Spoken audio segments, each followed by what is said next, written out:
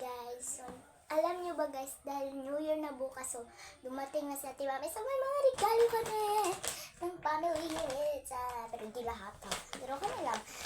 Kami lang. Mama, Papa. Dahil dumating si Ate Mami, may binigay siya regalo. Tigis-isa kami. So ito sa akin guys. So, hindi ko i-vlog sa kanila kasi daw ayaw nila. Video, mabidyo lang sila kasi ayaw nila daw. So, buksan na natin. So, ito yung sa akin. Ingat yung mami ha. So, nandito siya ha. Nandito sila sa kusina. So, ang dami namin handa sa New Year guys.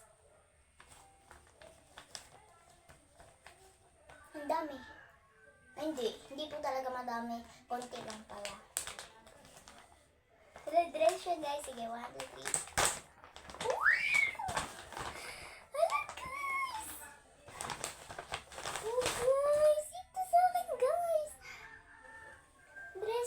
Guys, isisusuotin na ko to sa mamaya sa gabi. Mamayang gabi po, susuotin ko ito.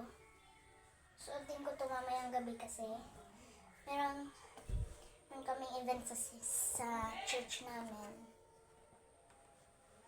Then, gusto ko yun best. Ang nice doon. Then, mag-fireworks doon. Ito yung natanggap kong regalo. Thank you to Mama. Thank you to Jennifer.